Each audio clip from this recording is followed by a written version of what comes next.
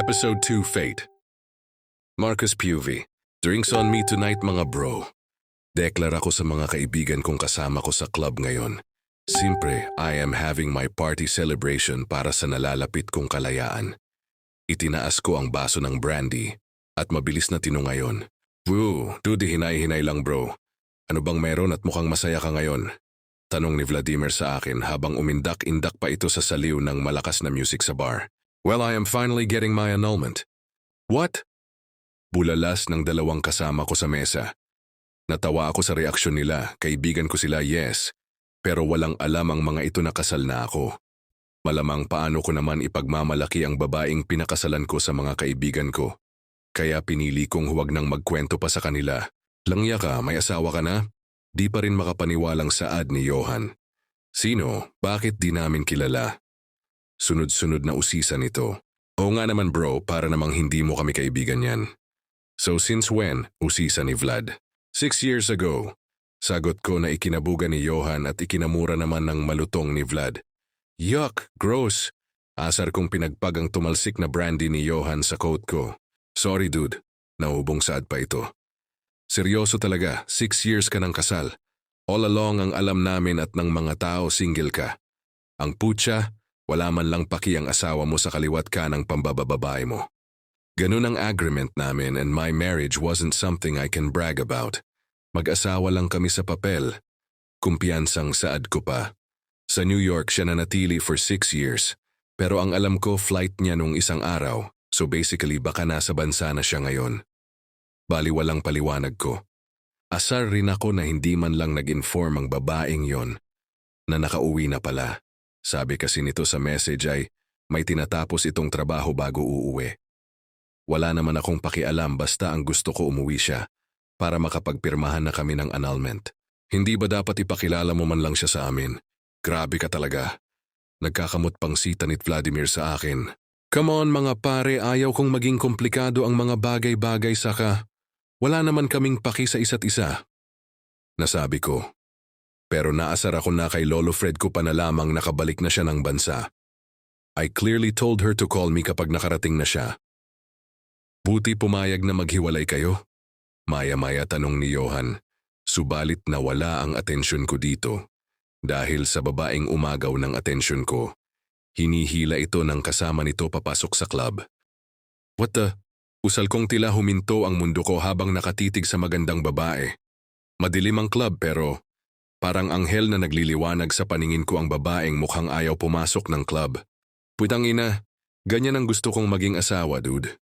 Dinig kong saad ni Johan na nakatitig na rin pala sa babaeng tinitingan ko. Shut up, she's mine! Deklara ko saka ako tumayo na. Habang ang mga mata ko ay nakatuon lang sa babaeng malaanghel na bumaba sa lupa para lang ipakita sa akin ang totoong kagandahan. Palakas na kumabog ang dibdib ko sa unang pagkakataon. I don't know what's going on with me. Pero para akong namamagnet na naglakad. Pasalubong sa babaeng napipilitang pumasok sa club.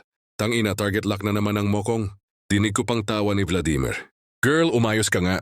Saway ng babaeng kasama ng aking magandang anghel sa lupa. Ayaw ko nga dito. May diing tangi ng babae na nakayuko. Halatang mahiyain ito at mukhang takot ata sa ingay ng club. Birthday ko, ngayon kaya we should celebrate. At dapat ka nang humanap na kapalit ng palikirong Judas Barabas mong ex. Napangiti ako sa narinig ko. Mukhang broken-hearted ang anghel ko. Sinong tangang lalaki ang pakakawala ng tulad ng aking future wife? Parang timang nakausap ko sa sarili ko. Saka binilisan ko ang lakad at sinadya kong bangayin ito. Ari. Oh God, I'm sorry, Miss Beautiful. Mapangakit kong sambit na ikinatitig sa akin ito. Hindi nakaligtas sa mata ko ang pagkabigla nito. At maging ang babaeng kasama nito ay mukhang nagulat rin. At natakpan pa ang bibig. Malamang nagulat sila sa kagwapuhan ko. Are you hurt anywhere? Nasilaw kasi ako sa ganda mo kaya para akong magnet na nahila palapit sa'yo. Sinamahan ko pa ng kindat ang tinuran ko. Pero kita kong pagkabigla sa mata nitong napatitig sa akin. Sinong babae ang tatangi sa isang Marcus Spencer? Mga sikat na model at may ilang artista na rin akong na-date noon. And this woman is no exemption. Kumpiyansang deklara ng utak ko. Wow, tingnan mo nga naman. Sambit ng babaeng kasama ng aking anghel. Pero hindi ko na pinansin yon dahil parang nalock na ang mga titig ko sa babaeng kaharap ko no ngayon. Hi, beautiful. Want some company? Sinadya ko pang ilapit ang sarili ko sa kanya. Saka ko sininghot ang mabangong aroma ng katawan ng aking magandang anghel. Kaya ikinagulat kong umatras ito. At tila naguguluhang napatitig sa akin. Bruno, tarantang sad nito nang makalayo sa akin. Please excuse us. Anitong iniwasan ako.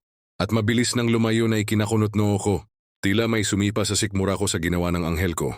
Para akong may nakakahawang sakit na nilayuan nito. Saka ko binalingan ng tingin ng magandang babae. Mukhang may pinagbubulungan ang dalawang babae na nakaupo na ngayon sa may bar counter. Panis ka dude, hindi ka ata kilala, no? Nakangising pang-aasar sa akin ni Johan. Kaya sinamaan ko siya ng tingin. Akalain mong na-reject ka. Si Marcus Spencer na-reject ng magandang chicks, big news too. Amusin na lintayan ito. Sayang di ko nakuhanan ng video. Sulsol ni Vladimir. Did she just reject me? Bulong ko sa isip ko. Come on, para namang hindi niyo ako kilala. I always get what I want, di ba? Kumpiyansang saad ko habang nakatitig ako sa babaeng, alam kong magiging akin soon. Pero deep down nagiinit ang ulo ko. Walang babaeng pwedeng tumangi sa akin, wala! Mabilis kong tinunga ang alak. Sa baso ko saka muli akong tumayo para sundan sa bar counter ang babae. Palapit na ako nang makita kong may dalawang lalaking lumapit dito at mukhang nakikipagkilala rin. Kaagad na umalsa ang dugo ko sa inis. Kita kong inilahad ng isang lalaking naka-black polo. Ang kamay nito sa harap ng aking anghel. Kaya't inilang hakbang ko lang ang pagitan namin. At bago pa makahirit ang lalaki, ay inakbayan ko ang aking anghel. Sorry I'm late, Angel. Preskong sad ko saka ko binalingan ng tingin ng dalawang kupal na lalaki. Ilkita ko agad na intimidated. Sila sa presensya ko kaya napaatras. Yung mga ito na nakataas pa ang dalawang kamay. Niligtas kita kaya pwede na tayong mag-date. Hirit ko na ikinatitig na naman nito sa akin. What are you doing? Tanong nitong nilingon ang braso kong nakaakbay dito. I'm just protecting what's mine, Angel. Anito ko sabay kindat dito. Ano? Tila hindi makapaniwalang saad nito. What's your... Nanlaki pa ang mata nito na ikinatawa naman ang babaeng kasama nito. Tawang parang nakakaluko. Kung di lang ako nagpapa-good vibes malamang napakick out. Kuna ang kasama nito sa bar. Pag-aari ni Yuhan ang bar at investor rin. Ako kaya may karapatan akong gawin yon. By the way, ako nga pala si... Mister, please. Hindi nakaligtas sa akin ang sikuin ito ng babaeng kasama nito. Pasensya ka na, mister, kasi mahiyain tong kaibigan ko. Salo ng babae, halata ko naman yon. Pero palalampasin ko ba ang gabing to nang hindi ko man lang siya nakikilala? I'll never let her go nang walang development sa amin ngayong gabi. Minsan lang akong ma-attract sa isang babae. At aaminin kong nakaka-challenge rin pala ang mga babaeng pakipot. Sorry pero ganito talaga ako kapag nakakita ng magandang babae. At napakaganda mong anghel, alam mo ba yon? Miss, pwede ko bang malaman ang pangalan mo? Pinalambing ko pa ang boses ko at nagpa-cute dito. Huwag na. Sagot nito sabay irap. Saka pasensya ka na. Hindi ako nagpunta dito para makipagkilala sa'yo. Nag-iwas ang tinging saad nito. Then just call me Mister. Giit ko pa rin. And I'll call you my angel. Nanlaki ang mga mata nitong binalingan ang babaeng kasama na tila amused na nakatitig sa aming dalawa. Hay nako, mister, ibang klase ka rin ano? Hindi ka ba nakukonsensya sa asawa or girlfriend mo, ha? Sabat ng babaeng kasama nito. Come on miss, I'm single and available. Hindi ako lalapit sa magandang babae kung taken na ako. Proud kong saad dito. Never naman akong nahiyang ipagngalandakan sa mundong single ako. Kasal lang naman ako sa papel. I see, kaya ganyan ka. Kita ko ang saglit na pagguhit ng pait sa mata nito. Siguro ganyan ka rin sa mga babaeng natitipuhan mo. Kasi single ka. May himig panunuya ang huling sinabi ni Miss Angel sa akin.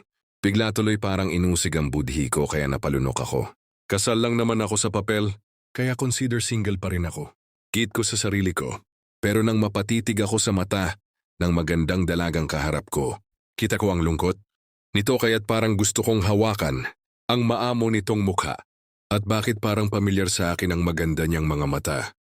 Pakiramdam ko kami lang ang naroon sa lugar na yun habang magkahinang ang aming mga mata at ang dibdib ko bigla na lang sumikdo nang hindi ko malaman dahilan. Kaya hindi ko na namalayang wala na pala sa harap ko ang babaeng kausap ko. Nagising na lang ang diwa ko dahil sa malakas na tapik sa aking braso. Wala na dude, nag-walk out na iyong future wife mo. Pero kailangan mo muna palang makipag-divorce. bago ka ma-in love sa iba. Tang-aasar na tudyo ni Vladimir sa akin.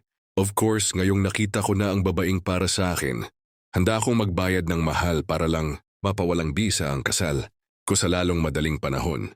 Saka ko hahanapin ang babaeng yon. Hindi pa ako na-reject ng kahit na sinong babae. Matiim kong sa dito. Jesus, kalibugan at pride mo lang yan, dude. Pang-aasar ni Johan sa akin. Pero hinayaan ko na lang dahil masaya ako ngayon. Kaya bukas na bukas kailangan kong tawagan si Ayana para masimulan na ang lahat. I will be free soon. Very soon para maging akin ang magandang anghel ko. Johan, kailangan ko ng picture ng anghel ko para mas madali ko siyang mahanap. Determinadong saad ko na ikinailing ng dalawang kasama ko. Roger that! Anang ni Johan nang umisi pa.